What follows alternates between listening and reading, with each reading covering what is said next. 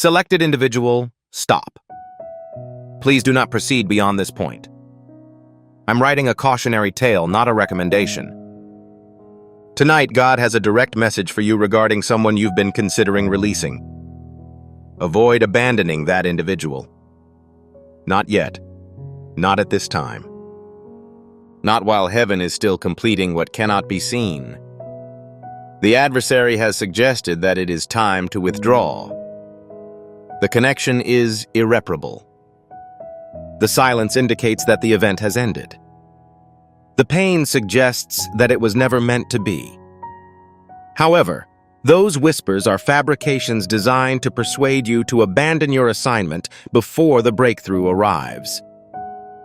This morning, at 3:33 a.m., I was captivated by a vision that had a profound effect on me. I saw a battlefield of immense proportions. In the heart of that battlefield, I saw two people fighting side by side, shielding each other from the darkness but refusing to give up. Then I noticed one of them begin to lower their sword with a look of exhaustion and uncertainty in their eyes, as if they were ready to leave the conflict. And I heard the voice of God thunder across that battlefield. He said, "Tell them to remain seated." The battle is most intense just before the victory. The enemy is not launching an attack because of the connection's vulnerability. He attacks because of its potency. Hell is concerned about the purpose that I have united. If they surrender at this point, they will lose one step toward the breakthrough. Warn them not to surrender. That message was intended for you. Concerning the person who has caused you so much anxiety, please do not overlook this message. Please refrain from scrolling. The reason God is working so hard to maintain this connection will be lost if you leave before the seventh warning is revealed. Please stick with me to the end. This isn't an emotional issue. This relates to the assignment. Before we go any further, I need you to take action. Type "I will not abandon" the comments below. They are more than just typing. This is your spirit declaring war against the enemy's scheme. You are telling God that you will persevere until His purpose is fulfilled. The angels are eagerly anticipating your declaration. Type it now to subscribe immediately. Enable all notifications. The following video will give you the strength you need to face the challenges ahead. Without the support that heaven desires, you are left to fight alone. Subscribe now. This video wasn't discovered by luck. You discovered it because heaven intercepted your scrolling. God placed the person on your heart, and He has yet to complete the task He has begun. Please refrain from skipping the following section. The Spirit is about to reveal 7 cautionary tales about the importance of keeping your faith in that individual. Warning 1: the enemy only targets what is a threat to him. This serves as the first cautionary note. The battle's intensity demonstrates the strength of the connections. The enemy does not devote resources to relationships of little consequence. According to God, the enemy would ignore this connection if it had no meaning. Consider the obstacles that have been placed in its path. Distance, silence, confusion, misunderstanding, and pain that seems to have no cause. These aren't random events. These are strategic attacks. The enemy identified the divine blueprint in this connection before you recognized it. He has been working tirelessly to demolish it before it can serve its intended purpose, having witnessed the transformation I had envisioned. Consider the situation. What is the reason for such strong opposition to this relationship? What causes minor issues to escalate into monumental conflicts?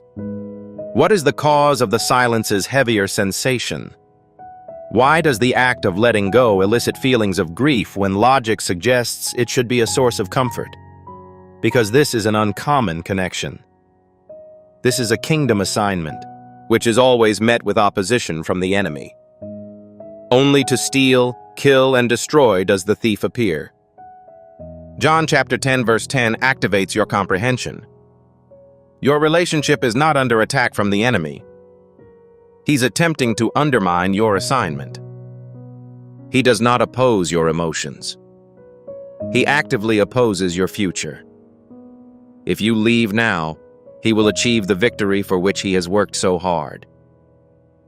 However, if you persist, you will defeat every plan he devised to harm you. The evidence of the enemy's true intentions will be revealed within 21 days. There will be an event that will highlight the importance of this connection.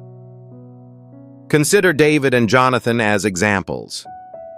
Saul attempted to undermine their friendship, which was viewed as a threat by the enemy. Consider Moses and Aaron as examples. Their alliance was so powerful that Pharaoh attempted to separate them.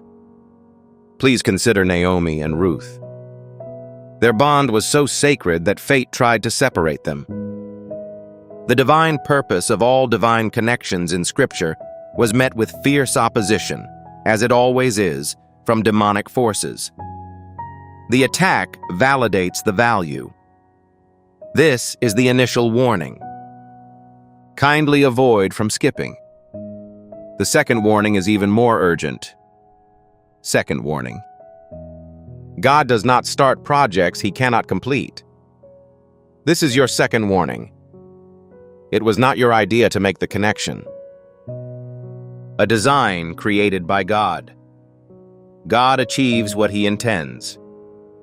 God says, I incorporated this connection into both of your narratives prior to your existence. I was aware of the obstacles you would face. I anticipated the anguish that would result. I was aware of times when it appeared that giving up was the only viable option. However, I was also aware of the connection's purpose. Also, I do not abandon my designs. I finish what I began. It's not a question of whether I'll complete my work. The question concerns whether you will stay for an extended period of time to observe it. This connection was not chosen at random. There was a more powerful force at work. A recognition that defied explanation. Logic couldn't account for the pull.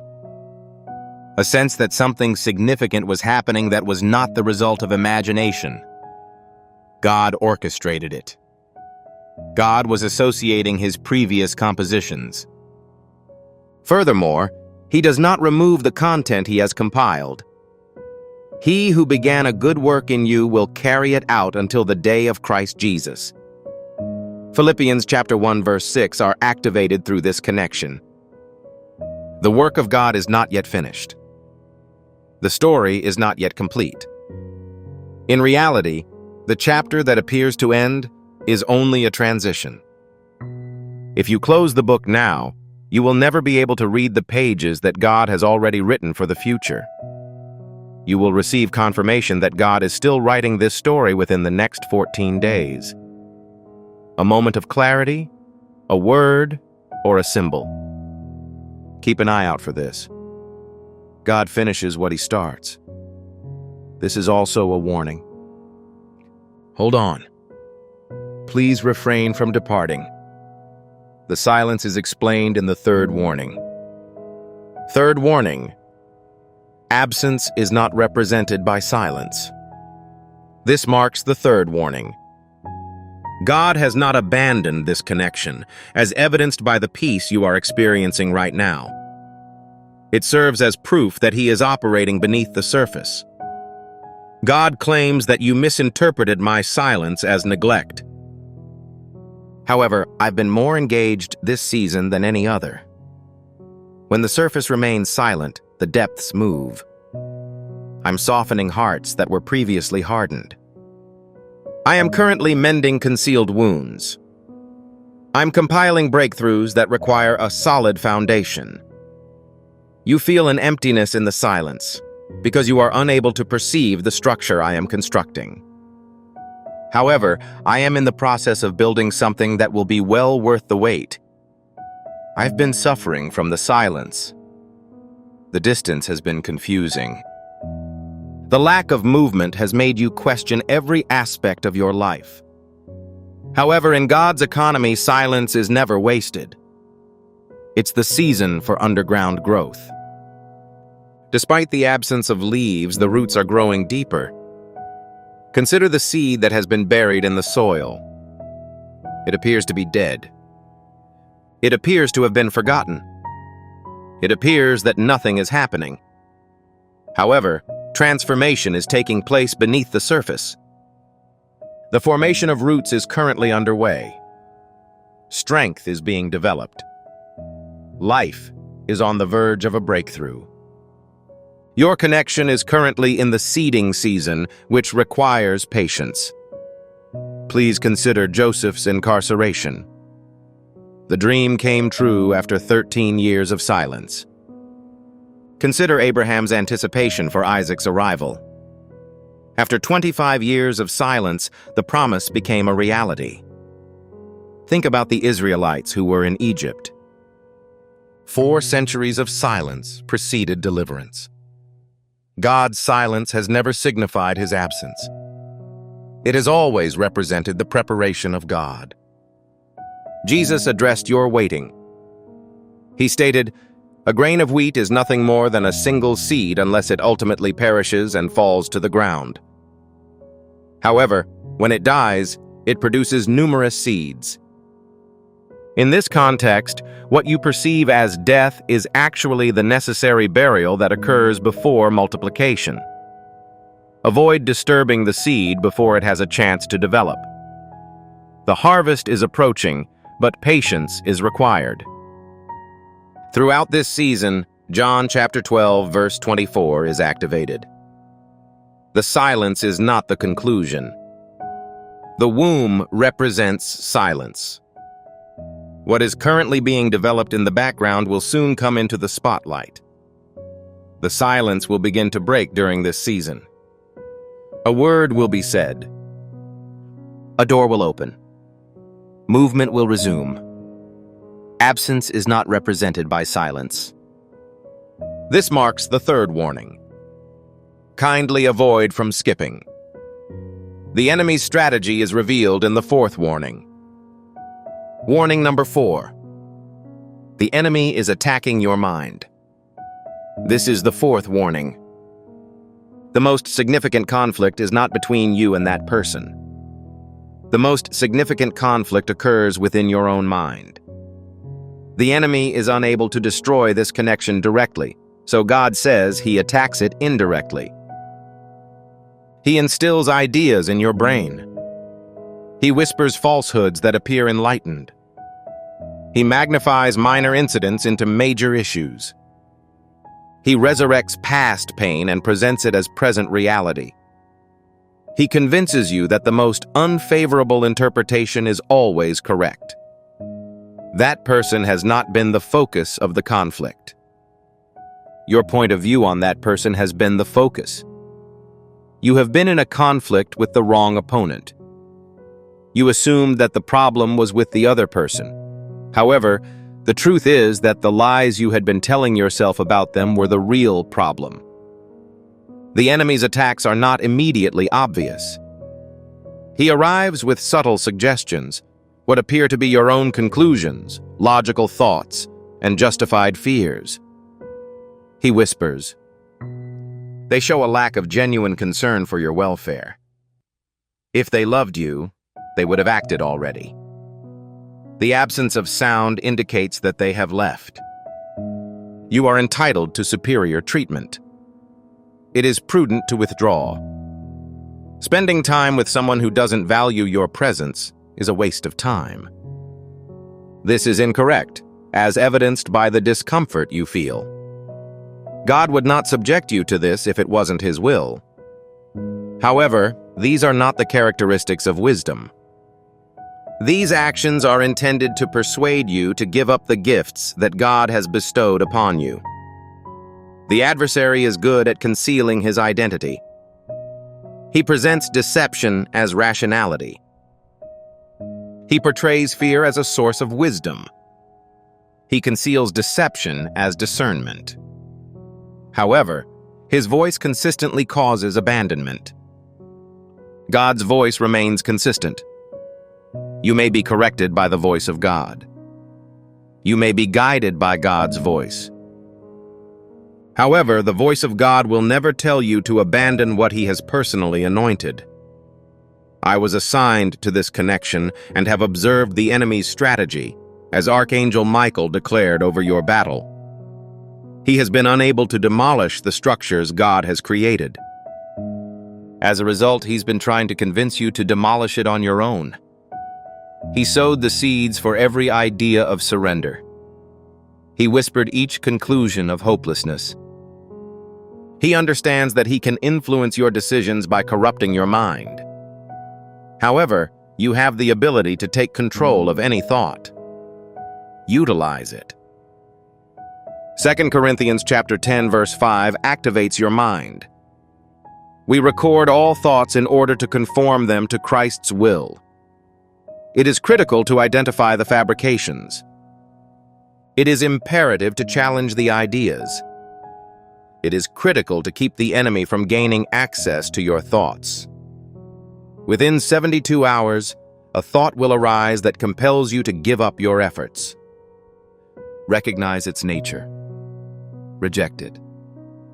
There is no truth to this. It's an attack. The enemy is attacking your mind. This is a cautionary note to stay until the end. The fifth warning reveals the real purpose of your struggle. 5 warnings. This is an assignment, not just a relationship. This is the 5th warning. What you referred to as a relationship, God refers to as an assignment. The severity of the situation far exceeds your expectations. I did not connect you with this individual solely for the purpose of companionship, God says. I made a connection with you for the sake of the kingdom. Something that cannot be born in any other way is the object of my desire to be born from this union. Healing, restoration, generational breakthrough, and testimonies. The bond's intensity stems from the fact that it corresponds to the assignment. This level of conflict is unnecessary in casual relationships. This level of combat is only required for divine assignments. God used divine partnerships to accomplish His goals throughout the Bible. Moses' voice failed, so he had to rely on Aaron to speak. Jonathan was critical to David's survival during Saul's pursuit. Ruth needed Naomi's help in determining her fate. Esther required Mordecai to serve as a reminder of her goal. Silas was required to praise Paul while in prison. Peter required John to accompany him to the empty tomb. None of these partnerships were beneficial. They all encountered resistance. However, each one was necessary for the fulfillment of one's destiny. What would have happened if Moses had abandoned Aaron? What if David had decided to distance himself from Jonathan? What would have happened if Ruth had chosen to return to Moab instead of staying with Naomi? The objective would have been forfeited. The assignment would have been unsuccessful. The destiny would have been unfulfilled. This person and you are not in a relationship on accident.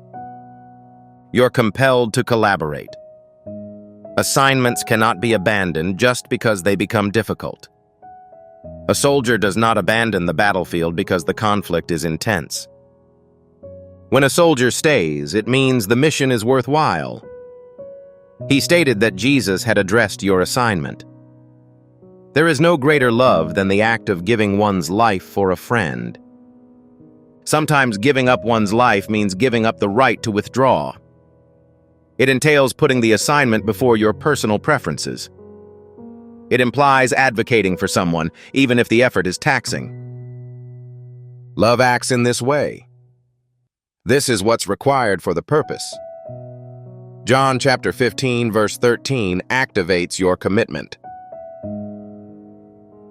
When you leave, you are separating yourself from more than just one individual. You drop an assignment. You walk away from your purpose. You disengage from the purpose God intended for your connection. The true nature of this assignment will be revealed within 21 days. The reason for God's connection with you and the goals He seeks to achieve. Hang on until you see it. This is an assignment, not just a relationship. This is the 5th warning, so do not disregard it. The 6th warning refers to divine timing. Warning 6. Failure to act now will result in the loss of future opportunities. The 6th warning is that the breakthrough is closer than you may think.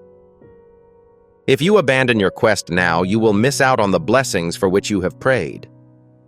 God declares, "I perceive the timeline that you are unable to perceive." This means that I am aware of upcoming events that you are not. You would not even consider giving up if I revealed the upcoming season. However, I need faith rather than sight. I require trust, not evidence. A breakthrough has been scheduled. The shift has been organized.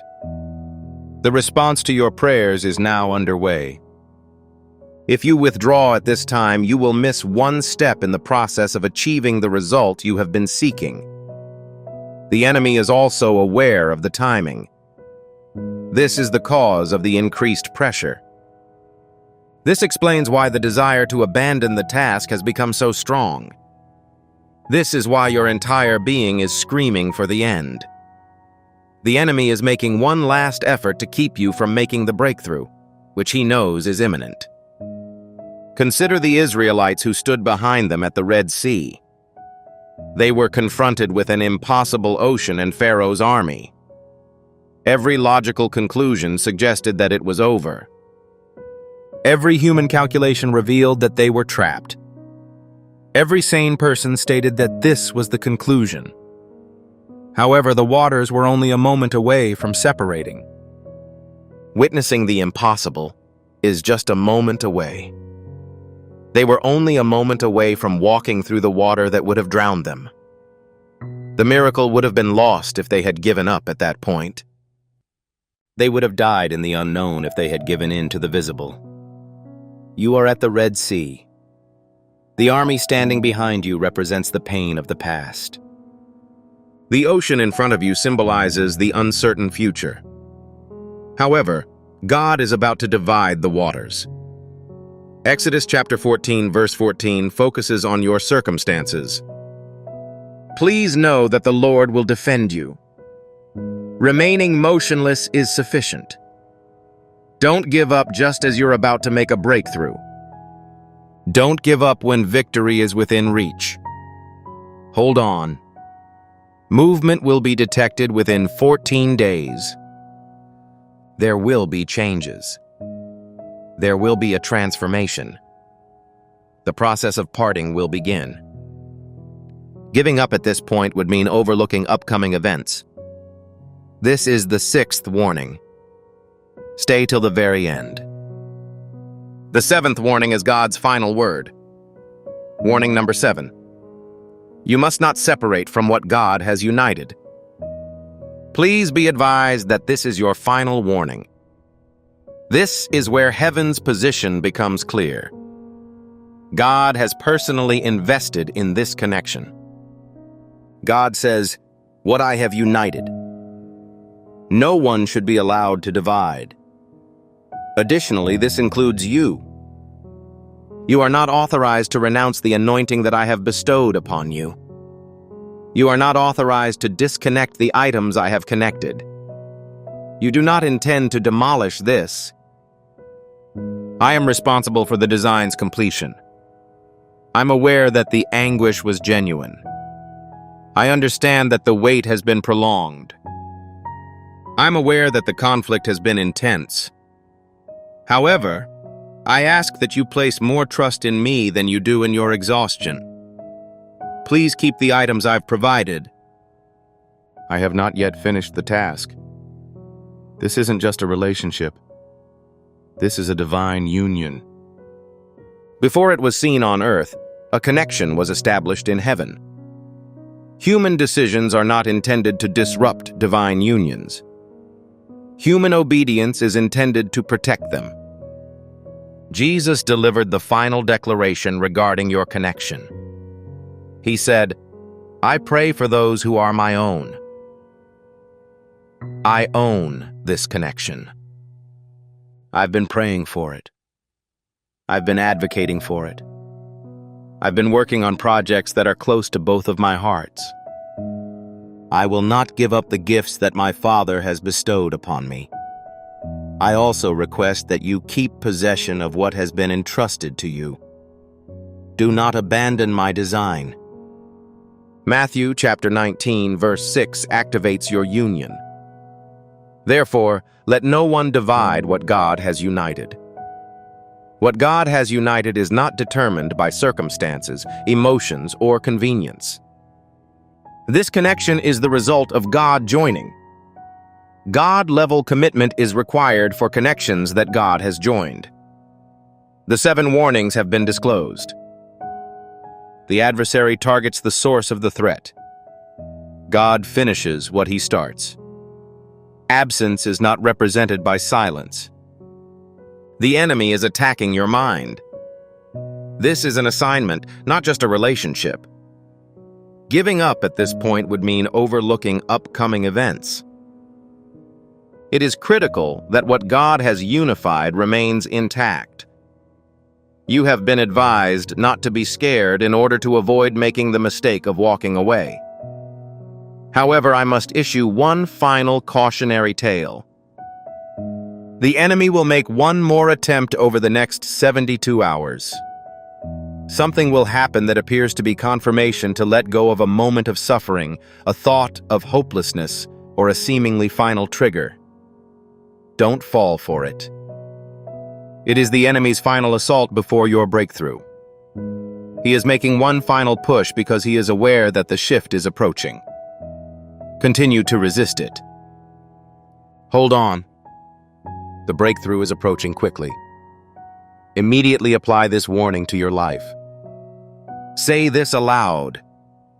Your voice proclaims the words of heaven. I accept the 7 warnings you have issued over my life, Almighty Father, the God who unites and protects divine connections. I affirm that I will not abandon the person you've placed in my life. I will not abandon the assignment you have assigned to me. I will not fall for the enemy's deceptions. Silence will not be misconstrued for absence. I refuse to give up just as I was about to make a breakthrough. I submit all notions of surrender to Christ. I disregard any suggestion to leave. I am unwilling to separate the elements you have combined. I hereby affirm that I will remain steadfast until your goal is achieved. I declare that the enemy will not win the victory for which he has been striving. I affirm that the connection you've established will serve all of its intended purposes. I appreciate your warning. I appreciate your efforts to advocate for this connection. I am grateful for the upcoming breakthrough. I am determined to persevere. I will not relinquish control. I will remain confident in your abilities until I see the victory. In the name of Jesus. Amen. The heavens have recorded the declaration. I've sealed your commitment. The enemy's strategy has been revealed and a warning has been delivered. Now, complete the commitment process. Initially, like this video, this is not a discussion about numerical values. This refers to declarations. By pressing that button, you notify heaven that you have received the warning. Execute the action instantly. The second step is to subscribe and turn on notifications. Those who persevere will be treated to further revelations. Force for conflict. Perspective for the waiting. If you do not subscribe, you will miss the reinforcement that heaven desires to send. Subscribe now. Third, send this video to someone who is considering quitting. Someone in your life is ready to give up their responsibilities. They require this warning before making that error. Kindly forward this to them. Fourth, I will remain in the comments as you type. Show other warriors that they are not fighting in isolation. Allow the heavens to record your declaration. Please inform the enemy that you are unwilling to submit. Please provide the information at this time, selected individual. You arrived at this video exhausted and contemplating surrender. You leave with a divine warning that resonates in your spirit. Continue to persevere. Not at this time. Not when the breakthrough is so close. Not when heaven works so hard to keep you connected. The significance of the assignment has sparked a heated debate. The purpose is strong, which is why the pain has been palpable. The adversary has been unyielding due to his concern about the potential consequences of this relationship. Every tear you've shed has been meticulously recorded. All of your prayers have been acknowledged. Every moment you've saved has been accounted for, and no time has been wasted. The impending breakthrough represents the culmination of all of this. However, you have been warned and are now prepared. Keep the blessings that God has bestowed on you. Fight for what heaven is fighting for. Remain involved in the conflict until victory is achieved. The stillness will be broken. A breakthrough will occur. The objective will be revealed. Refrain from surrendering. You are too involved in the situation to resign at this time. Proceed with resolve. Have faith.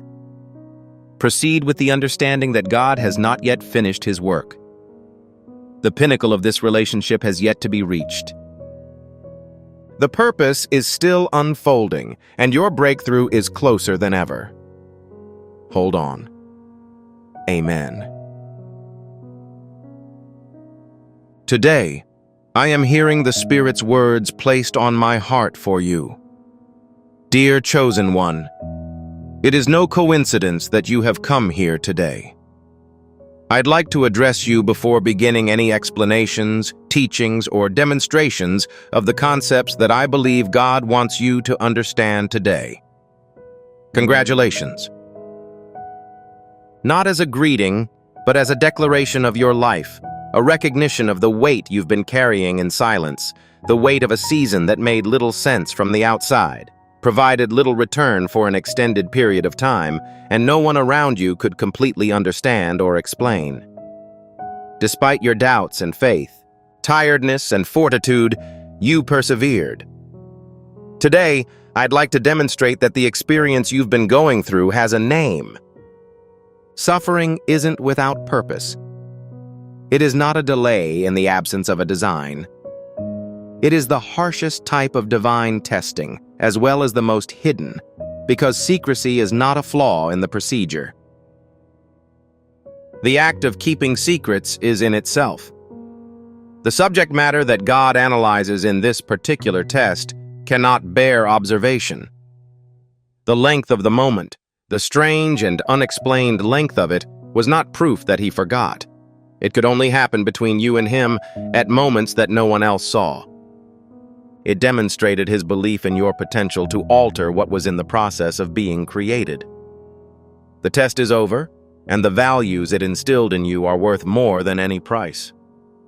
Please stay with me, because you will not only understand your experience by the conclusion of today.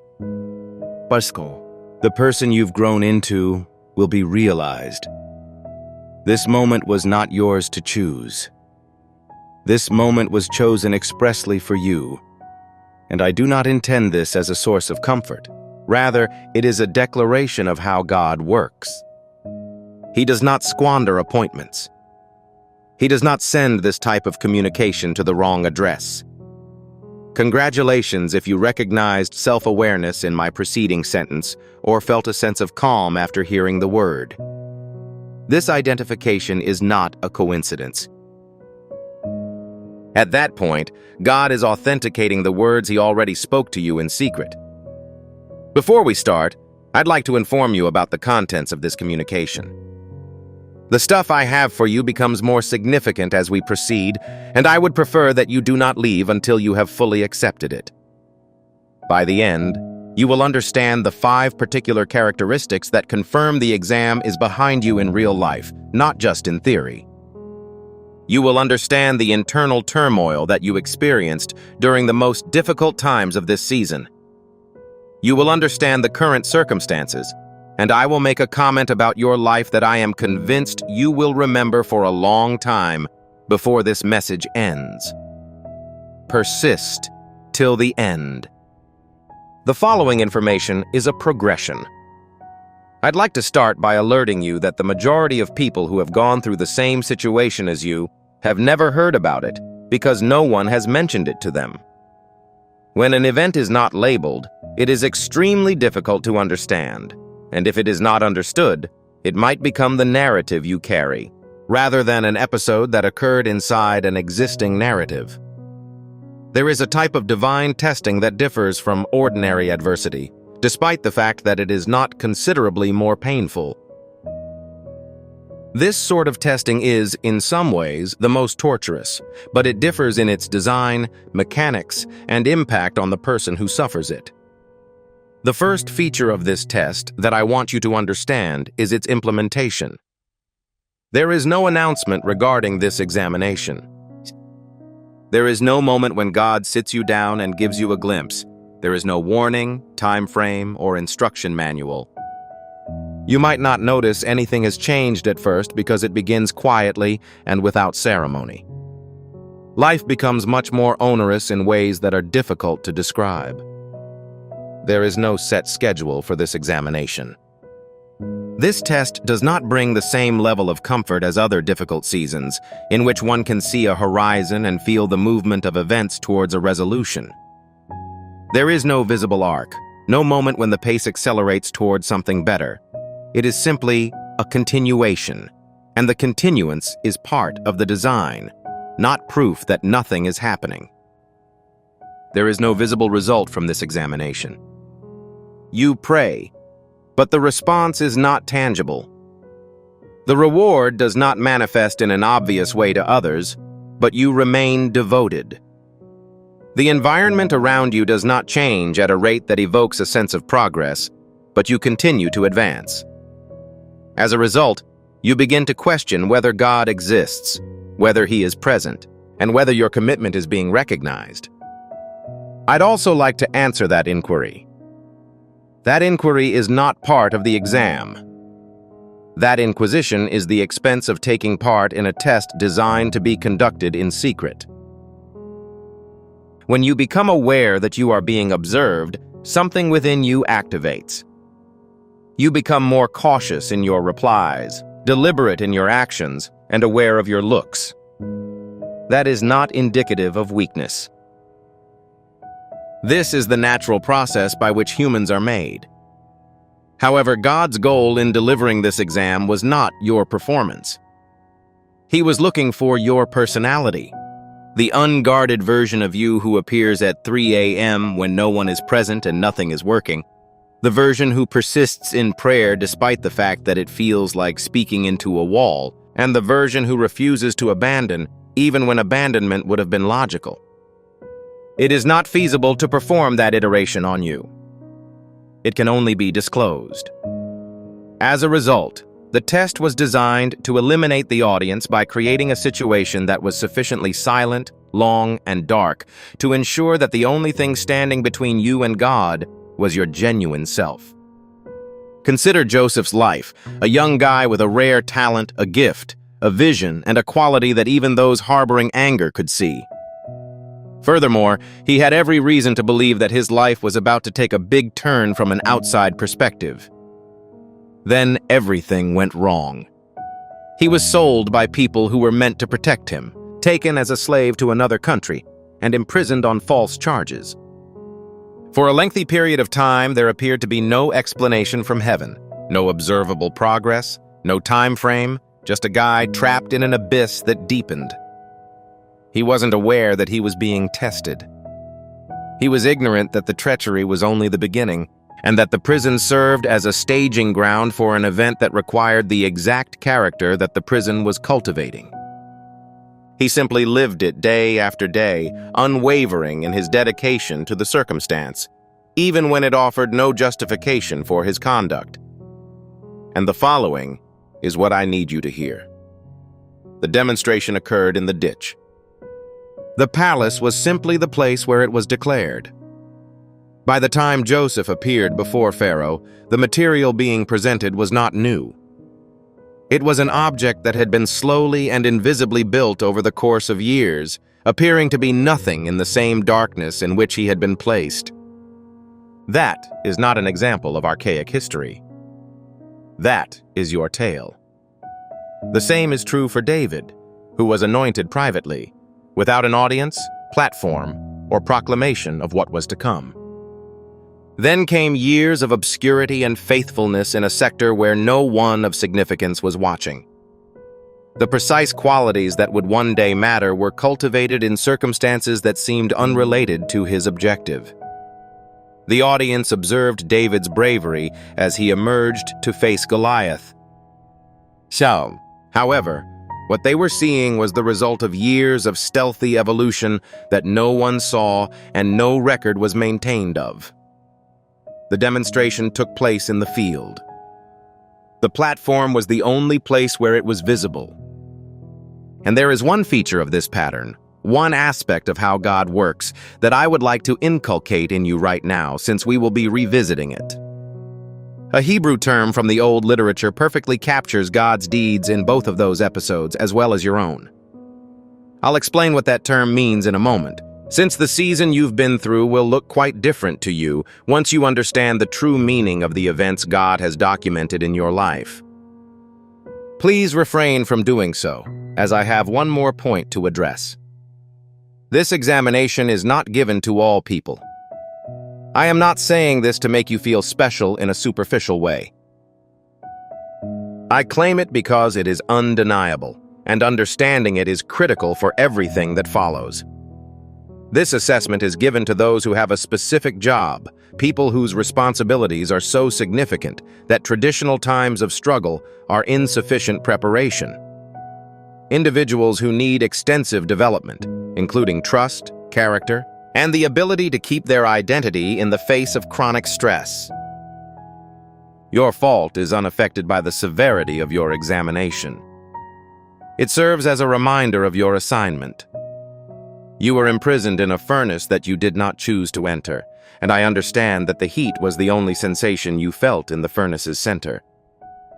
However, I'd like to show you the true actions of the heat, the events that occurred beneath the surface, in a way that was beyond your ability to see or quantify over the long and unnoticeable season. And after you've seen it, everything will start to make sense.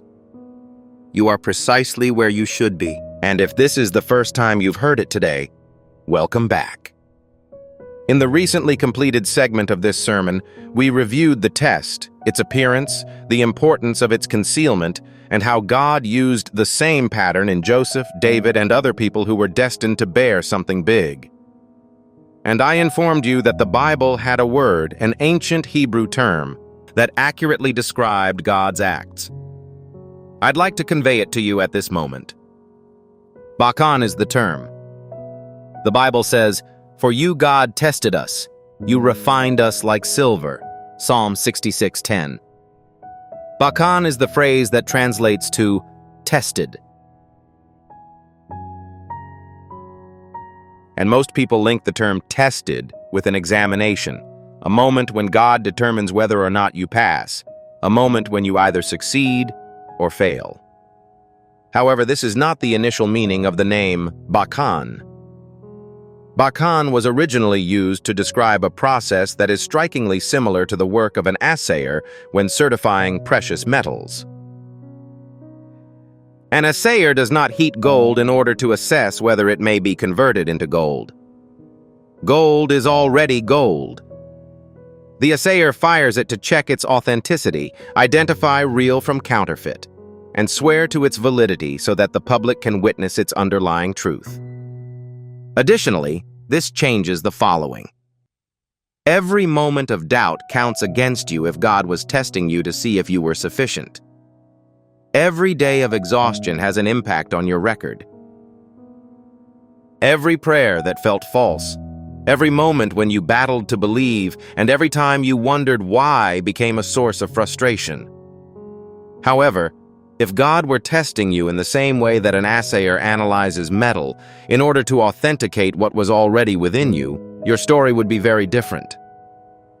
He discovered the faithfulness that appeared at 3 a.m. when no one was paying attention and no one would ever notice. He noticed the requests provided, notwithstanding their hollowness, because they were selected rather than felt. What he discovered was the decision to stay in a season that provided every reason to quit, repeatedly. He didn't check to see if you were adequately faithful. He was confirming your existence before the heavens and earth. The gold was always gold. It was not produced by the furnace. The furnace confirmed its authenticity, eradicated all impropriety, and proved its veracity beyond any reasonable doubt. You've always been who you are. This season made it irrefutable. I am now going to show you a concrete example, as the assayer's fire, which is responsible for the concealed season, was affecting 3 different parts of your existence. There were 3 activities taking place beneath the surface that were unseen to the outside world, yet were very genuine. Incubation was the fundamental reason of the apparent isolation. Development was the source of the apparent delay. However, the impression of perplexity was primarily the product of calibration. It was truly being developed, despite the fact that it felt forgotten. The first activity of the fire was to destroy identities that were never genuinely yours. Prior to this season, certain components of your self-perception were not fully established. Identities conferred to you due to others' expectations. You took up the positions because they were available rather than because they were calling. A sense of self that was inextricably related to your ability to produce, your looks, and the acceptance of others around you in ways you might not have completely understood. And the season, without your awareness or cooperation, began disassembling those goods.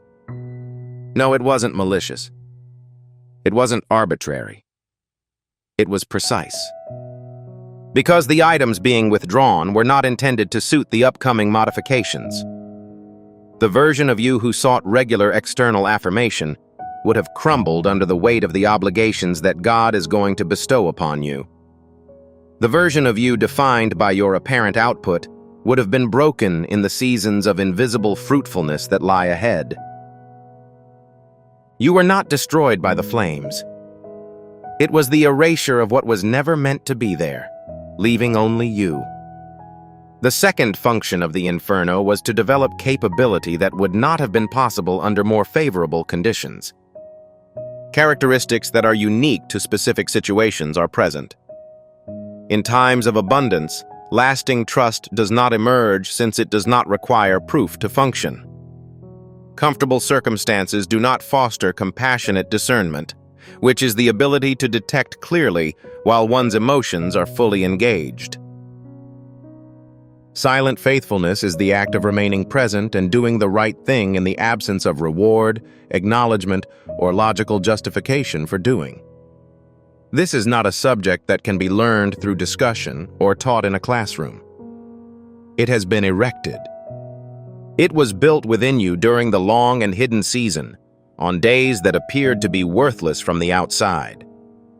Individuals who have received this type of training possess a quality that is both impossible to duplicate and counterfeit.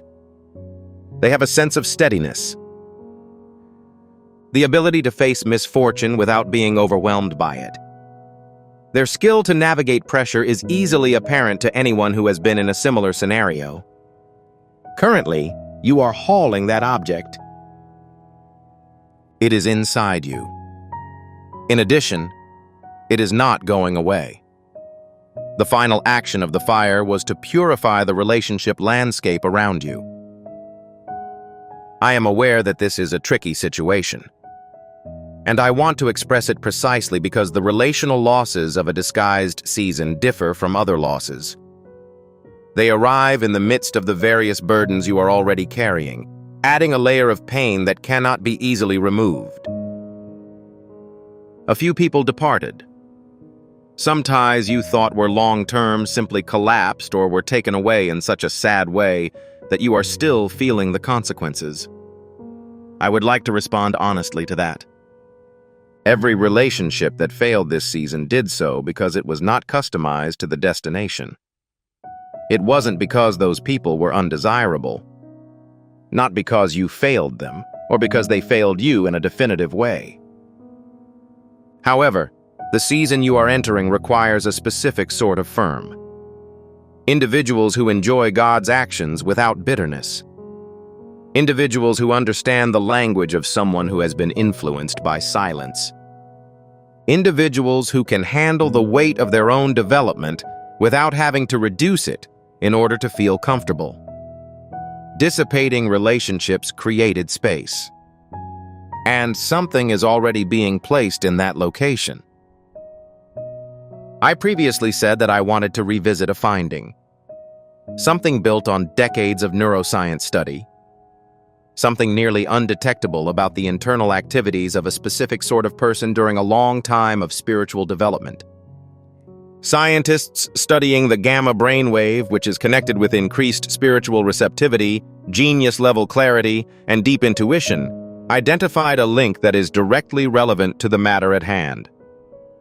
They refer to it as the decline effect.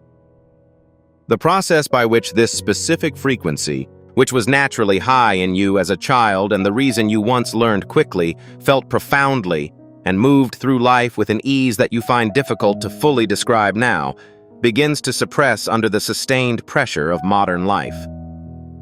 The significance is as follows. Individuals with a certain job feel this suppression more intensely than the general population due to higher gamma levels. The difference between the person you believe you are called to be and the person you are now is a measurable gap of a frequency that was never destroyed, merely latent. After more than 30 years of research in this field, a neuroscientist named Dr. Robert Lake has distilled his findings into a topic that I'd like to explore with you. His research, in collaboration with the work of institutions such as MIT and Princeton, has uncovered a specific 7-minute technique that has the capacity to reverse this suppression, reactivate what was always present, and return you to the frequency you were always meant to have. In a moment, I'll give you a full explanation of what this is and why it matters in your current circumstance. However, I must first illustrate something necessary, as the season's finale is not widely perceived. And I'd like to present you with a specific item. 5 different markers that confirm in your own life, not in theory, not in another person's story, that the test is over and the next chapter has begun. When you examine these 5 signatures, you will understand what I've stated today on a whole new level. Please remain with me. When I promised you the 5 signatures, I said they would dramatically alter the depth of the knowledge I had presented with you today. That's what I planned. Because these markers are not abstract. These are items that you can study and identify in your own life right now. The initial signature indicates a shift in your ambitions. Ani, prior to the test's end, you were pursuing specific objectives with a sense of almost desperate urgency. You needed precise results, validations, and objectives to feel like you were making progress in life. Furthermore, there was a change in the last few weeks or months. Things that were formerly deemed crucial are now regarded as less urgent. Not because you abandoned them or stopped caring about them, but because something within you has been resolved and you no longer need them in the same way. You stopped requiring the outcome to justify your worth. And that shift, that imperceptible relaxation of the grip, does not imply resignation. That is the sign of someone who has discovered security in a source greater than their successes. The second signature is silent, and was obtained without authorization.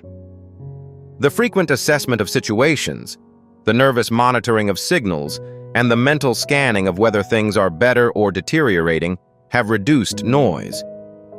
A sensation of calm has formed, which contradicts your current situation. Peace is not naivety if your circumstances have not altered dramatically, but something within you feels more resolved than it did 6 months ago. That is proof. One of the most obvious signs that something has changed at a rate that your circumstances have not yet caught up with is peace that does not correspond to your surroundings. Third signature, some details have become evident. Not every facet, not a full roadmap, just specific items. A direction in which you are aware that you are expected to progress. You are convinced that this connection is appropriate. A judgment that was before difficult to make is now perfectly logical. Clarity does not return quickly following a protracted period of fog. It returns in exact and particular bits, similar to light passing through a tight opening and gradually expanding. The third signature is obtained when you have noticed at least one aspect of your life in which the confusion has subsided and something has become indisputably clear to you. That is the purification that takes place when the fire is out. The fourth signature is the ability to imagine once again. For an extended stretch of time during the examination, the prospect of a bright future appeared to be dangerous. The disappointment of anticipating and not seeing had become its own type of weight, and it was imperative to protect oneself from it. However, an entity has recently resurfaced. A slight ability to foresee a positive future. Consider the future without securing oneself. To plan with purpose rather than in a frenzy. Wishful thinking is not the cause of that renewed faith. This symbolizes your ability to reactivate after a protracted period of being in survival mode. The fifth signature is the emergence of connections that arrive in a unique way. Individuals with an energy that is distinct from the connections that surrounded you during the assessment. Conversations that seem to be progressing. Opportunities that were unachievable 6 months ago are now manifesting, not because of your efforts, but because they have arrived. As if something in the invisible world was discreetly moving the pieces while you were in the fire, the suitable persons and openings are surfacing. It is not a coincidence if you have seen any of these goods come. That marks the seasonal transition. I'd like to give you one more bit of advice. This one comes from the Greek language. Paul wrote a letter, and in the 5th chapter of Romans, he addresses a subject that many people ignore because they believe they are already aware of its importance. He claims that perseverance arises from hardship, and that perseverance generates character, which generates optimism. The term dokim is translated as character in that passage. And dokimi does not simply denote character in the way we today use the term, as if it were merely a description of one's personality. Dokime is a test-validated character. It is the same phrase used in ancient times to designate cash that had been checked and proclaimed real, approved, or certified. The significance is as follows. The test not only left you with a wound, but it also produced a document known as a certification. The version of yourself that emerged from the conflagration is not warped. Rather, it is approved and confirmed. The version that was examined during the testing process and deemed genuine without any doubt. You not only make it through the exams, but you also serve as proof that it was beneficial. This is the point at which David's story goes beyond mere educational history. There was no public ceremony, no proclamation to the kingdom, and no evident change in David's situation when Samuel anointed him. He returned to the field, the livestock, and the long, quiet, routine days that had come before. He had no idea what was about to happen in that dimension back then. He didn't walk around with the certainty that a throne was being constructed for him. He proceeded to complete the chores that were directly in front of him, attending to the responsibilities that had been entrusted to him while remaining firm in the minor, invisible, and unrecorded tasks. During those years, he was cultivating a quality that no classroom or shortcut could have matched. A self-sufficient sense of identity that did not require external confirmation to maintain stability, a deeper trust than comprehension, and a characteristic of quiet under strain. When Goliath approached, David did not vacillate in the way that people who had only been nurtured in affluent surroundings might. He wasn't displaying fortitude. He was operating from a site within himself that had been built in a field where no one of significance was present, discreetly and quietly. The demonstration took place in the field. The public moment was just the location at which it became visible. Your season in the field is coming to an end, and the changes that occurred over the long, tranquil days that no one was chronicling are about to become apparent in ways you haven't yet noticed. However, first, I must specify something. The difference between knowing one has passed an exam and receiving the following step is enormous. I see a definite pattern in the chosen at this threshold, one that, if left unnamed, can leave an individual standing at the threshold of their intended outcome, unable to cross through. The first component of that pattern is a conviction so strong that you may be unaware of its existence. It is the belief that the good things on the horizon are too fantastic to be true for you individually. It is possible that these nice things are true for others, but there is a particular aspect of your tale, such as the duration of the wait or the nature of the fight, that prevents you from receiving the complete version of what is to come. As a result, you will most likely obtain a reduced version of the nice things on the horizon, with conditions attached. The firestorm was the root of that conviction. It acted as a precaution. When the environment provides little stimulation for an extended period of time, the mind stops anticipating much as a way of coping with the agony of disappointment. That is not indicative of weakness. That is the operation of judgment amid a difficult time. However, the season has changed, and that conviction has not yet been brought into line. The second component of the pattern is a specific form of uncertainty that appears as soon as the good starts to materialize. It is not a question of denying God or your calling. Rather, it is a calm evaluation of what is wrong. This response grabs hold of the blessing and quickly begins to look for the catch, doubting if it is genuine, whether it will last, and whether it would result in greater disappointment than if you had not hoped at all. I'd like to approach that reflex with the same consideration as if I were in your presence right now. This ambiguity does not indicate a lack of trust. That is intelligence that has learned to be wary about hope through adversity, and it deserves sympathy rather than contempt. However, it is also worthy of gentle release, for the impending test is not a trap, and the God who designed it did not bring you through it just to build a door that cannot be opened. I'll say something to you before this letter ends that I'm convinced will stay with you for a long time. Along with you, I shall make a declaration that I desire for you to remember in every following moment. Please stick with me for the rest of the message, as the piece I've been working on isn't ready yet. This is why you're reading this today. I am now ready to advise you of the broad direction in which everything has been heading. We've talked about the nature of the test, why it had to be done in secret, the activities of the fire during the hidden season, the 5 signatures that indicate its completion, and the ancient words Bakan and Dokime, which describe the information that God was actually recording about you. And now I'd like to condense all of this into a single point, the most profound truth, which, when fully accepted, leads all other factors to reorder themselves. What you would do for God was not the focus of the exam. The exam focused on the person you would become as you developed your connection with God. In the utter lack of evidence that He was present, None of your performance in his service, accomplishments in his name, or ways you were valuable, productive, or obviously faithful are relevant.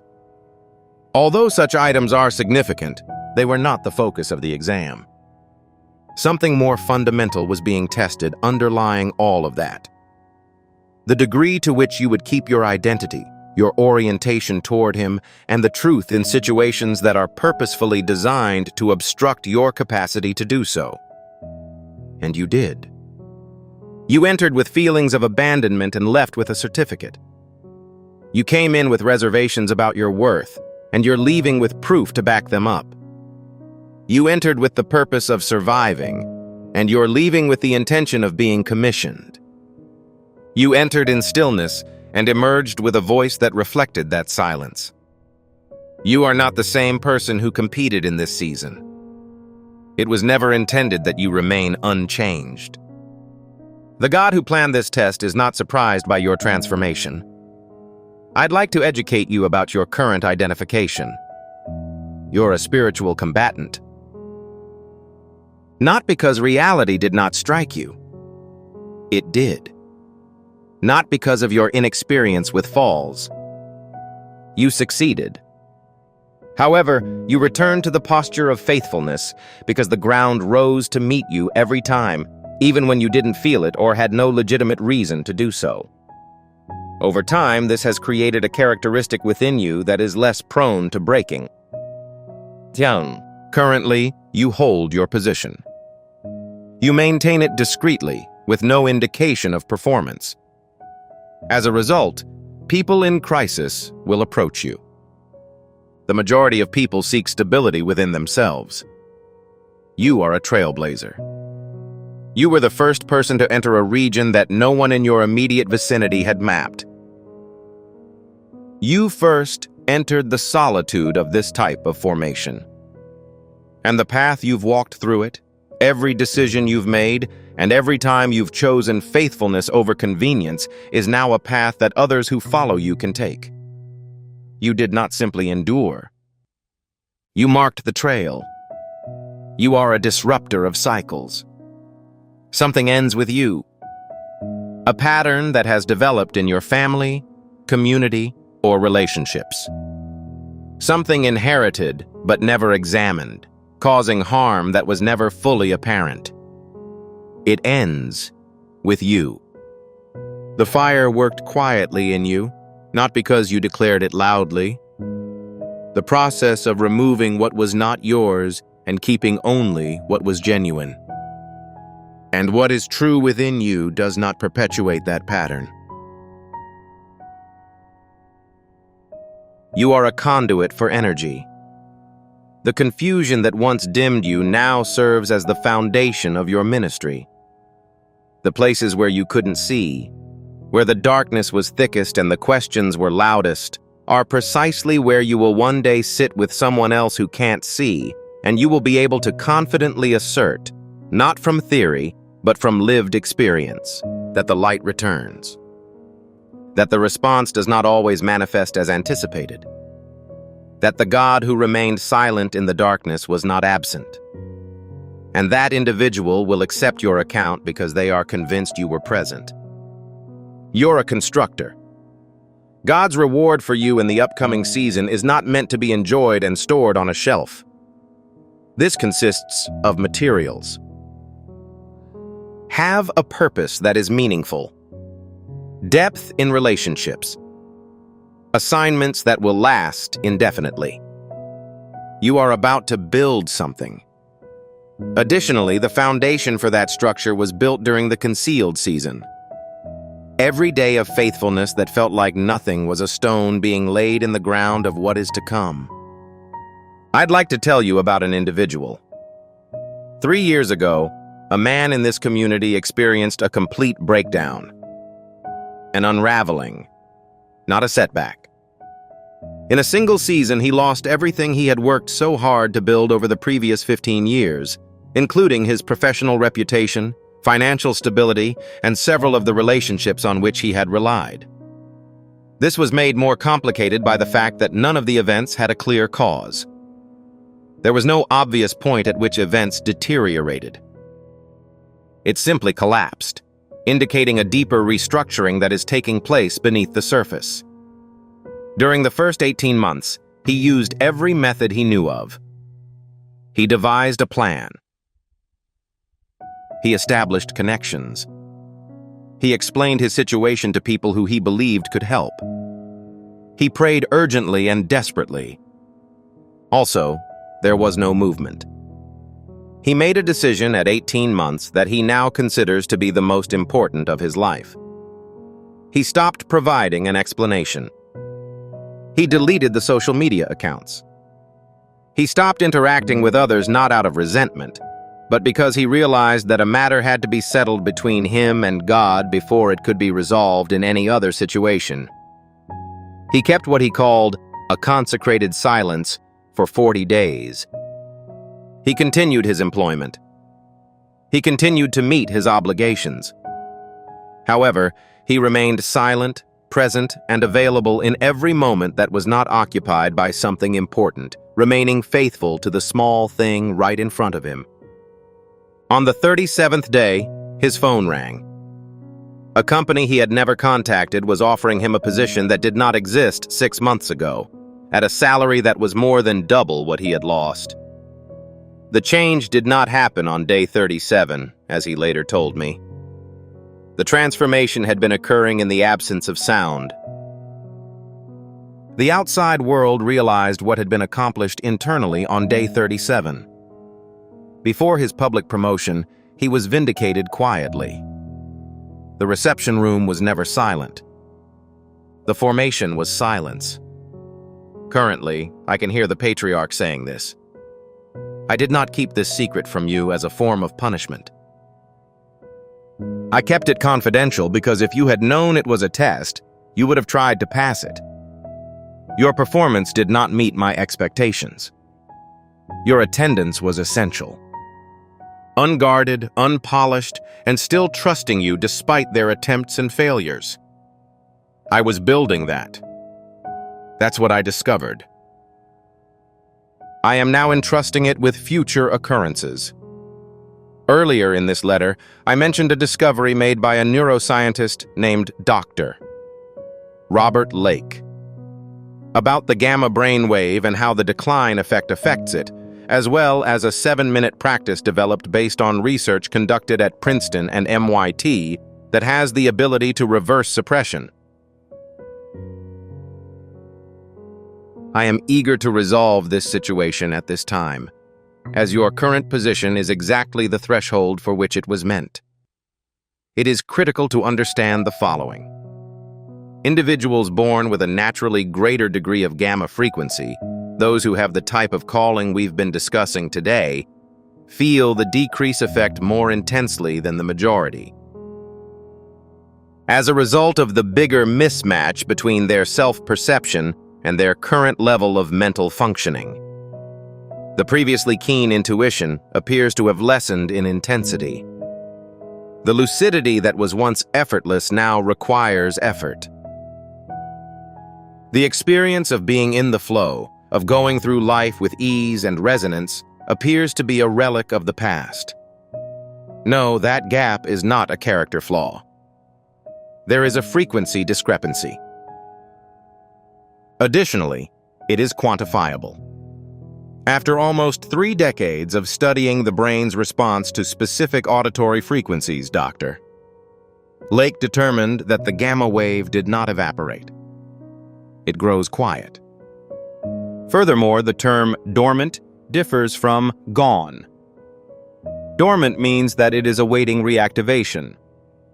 The Genius Song is a 7-minute digital music piece created expressly to do this. You wear headphones, keep your posture, and listen. Meditation practice is unnecessary. There is no previous experience. It does not require adherence to a specific belief system to perform properly. The task is completed by technology. Brain entrainment technology calibrated to the gamma frequency is transmitted in a format that may be used from anywhere, reactivating the quiescent frequency. I'd want to inform you of a woman who describes herself as having exhausted all available resources in an attempt to locate her desired object. She had engaged in retreat circuits, yoga practices, meditation programs, and spiritual communities, all of which had provided her with positive experiences. A revelation there, a moment of calm here. However, the connection she wanted, the experience of being fully in touch with something concrete, was never realized. She approached Dr. Lake's work with low expectations. She had no further assets to surrender. And that is exactly how she started. She stopped trying to find words to describe the improvements that occurred after 2 weeks of the 7-minute daily routine. She said, "You see, there is only one thing." She mentioned that there were coincidences. She remarked that it was as if someone had tuned in, as if the universe and she had finally discovered a common frequency, and that the conversation she had been seeking to have her entire life had only just begun. Allow me to be candid for a moment. A single practice will not replace the formation that occurred throughout your concealed season. What the fire has created within you is priceless, and it is uniquely yours.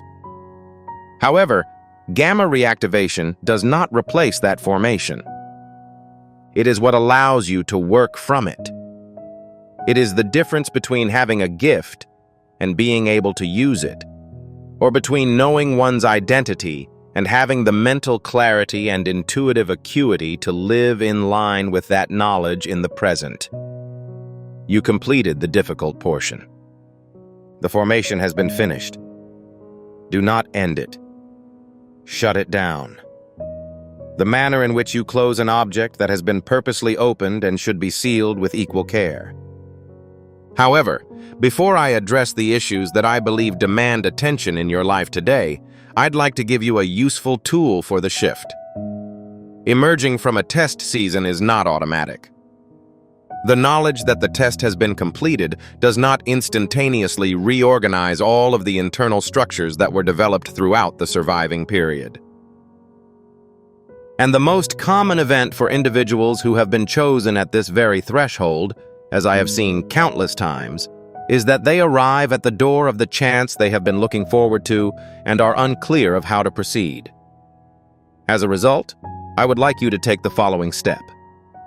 I refer to it as the receiving procedure. 4 simple steps that are often missed when not recognized as necessary. Acknowledging the shift is the first step. No, not to the entire globe. Not to everyone in your vicinity. To oneself. Allow yourself to articulate it concisely in your head at this time. The season has ended. I am transferring to the next position. That acknowledgement is significant. It indicates that you've moved from survival to receiving. The next step is to exit survival mode. You have worn a brace for an extended period of time. Ani, that fortification was essential. Nonetheless, it is incredibly difficult to open your palms to receive while you are bracing for a no longer imminent blow, as it is overpowering. You are currently experiencing a bracing sensation in your psyche. Feel the spot where you have been holding your breath and let it relax. You're no longer in the wilderness. You do not need to continue guarding in the same way you have. The third phase entails readjusting one's expectations of excellence. Positive outcomes are not predetermined. Blessing is not a trap. The simple fact that something is sincerely positive does not imply that the other shoe is about to drop. You are entitled to receive the object being delivered without first undertaking a safety evaluation. The fourth stage is to secure the starting position. Not by hiding it out of fear, but by realizing that new beginnings have time to acquire the strength needed to endure the pressures of public scrutiny. Encourage the progress that is already being made.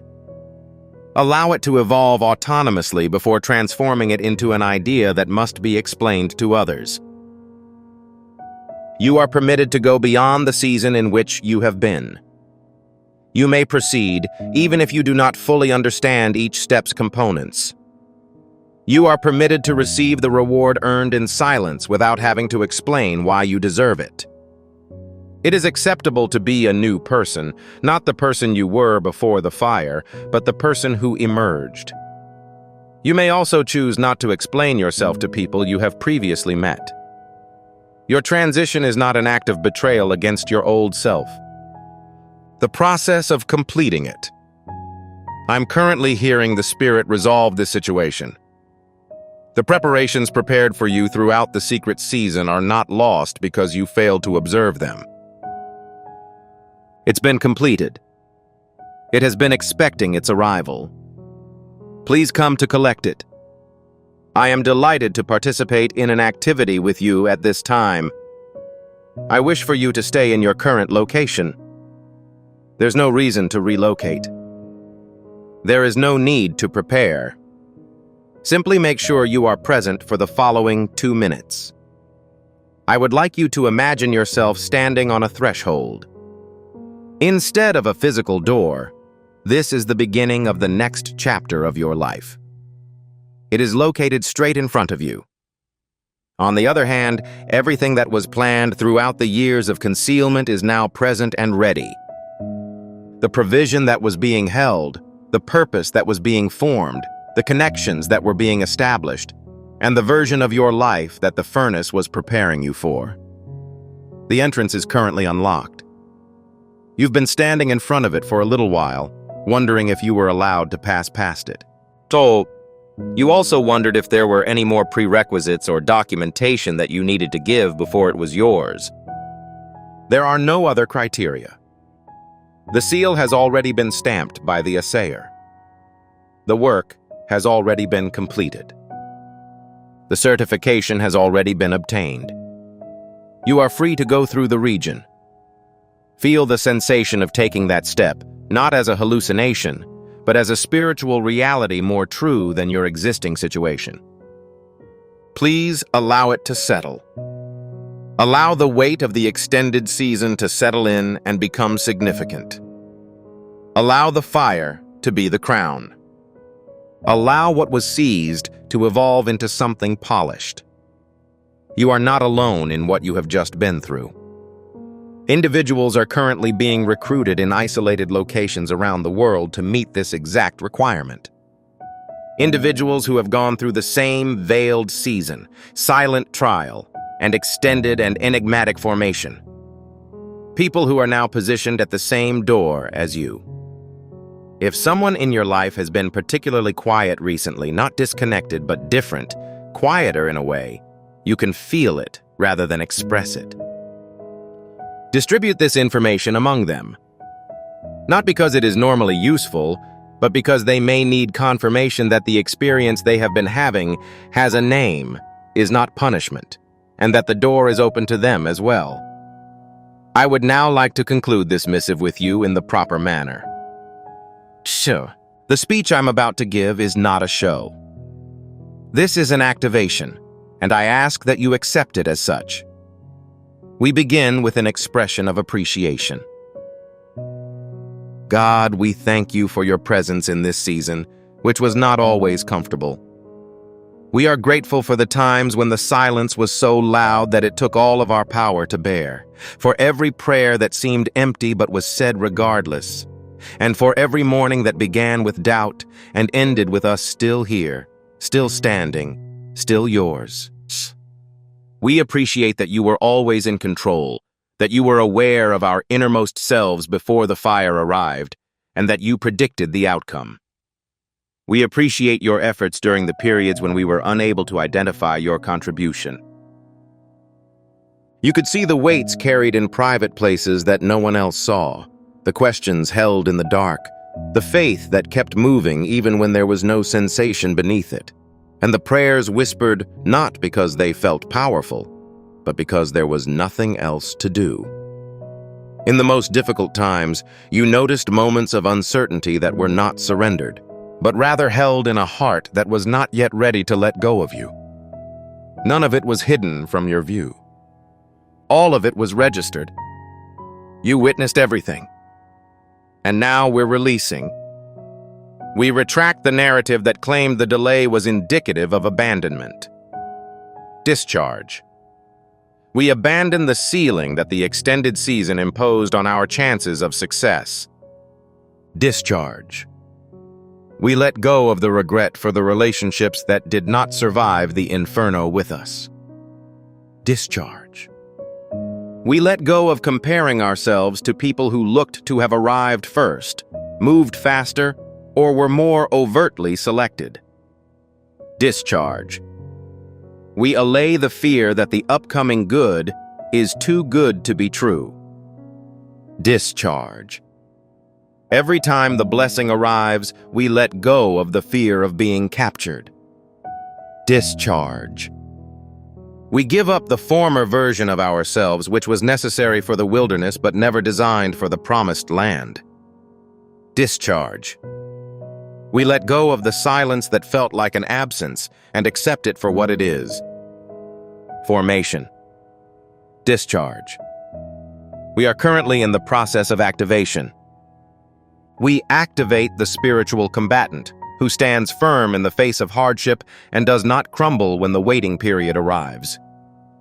To support the advancement of others, we energize the pioneer who starts the process. The cycle breaker is activated, which stops an undesired continuation. We awaken the light bearer, who offers clarity to a confusing situation. We hire a constructor who transforms the resources provided to them into a long-lasting product. We activate the divine connections that have been established and are now ready to manifest. Our actions unlock doors that disbelief previously closed. The provision that has been held in trust for this season is now activated. We activate the assignments that are now ready to begin due to the completion of the appropriate formation. We discuss what is on the increase. We protect it from premature exposure, the weight of eyes that are not yet ready to view it, and the pattern of self-sabotage that seeks the familiar when the strange emerges. We defend what is being built against voices that would weaken it before it can stand. Our services include the ability to receive, hold open, and pass through the door without hesitation. We now announce unequivocally and without doubt that I am the spiritual fighter. I was able to bear the burden. It created me. I'm the pioneer. I started the process but have yet to complete it. I am the one who disrupts the pattern. It ends with my presence. It begins with me. I am the one who carries the radiance. The light I now bear is a result of the darkness I have overcome. I am the constructor. My palms are prepared. My foundation has been founded. I am prepared to build. I can hear the Father shouting this to each chosen individual in this space right now. You're visible to me. I granted you accreditation. I am currently employed by your organization. So now climb. Do not say amen at this moment. Have a seat in this for a moment. You are currently placed. Allow the words you just spoke to sink in. Consider the length of the season as the weight of the recent announcement. They do not contradict each other. They are the same story, as seen from the other side of the conflict. It's been completed. This item is secured. We've received it. In the name of Jesus, amen. I'd like to ask that you take one action while you're still here if this message has made an influence on you today, if anything has been resolved when it was necessary, or if you've heard your name called in a way that you expected. To signal that you have got this film, press the light on it, not for computational reasons, but as a seal. If you are prepared, please put the following 3 words in the comments section below. I am ready. This is not a declaration for me, but for yourself, and it will serve as the first words of the next chapter, stated loudly into the record. Furthermore, I believe you are being sent to this location to receive extra information so that you can stay updated about upcoming activities. Please maintain your connection. You came to this region during a specified season and are leaving in a manner that differs from your arrival. That is not a small problem. Yes, that's all.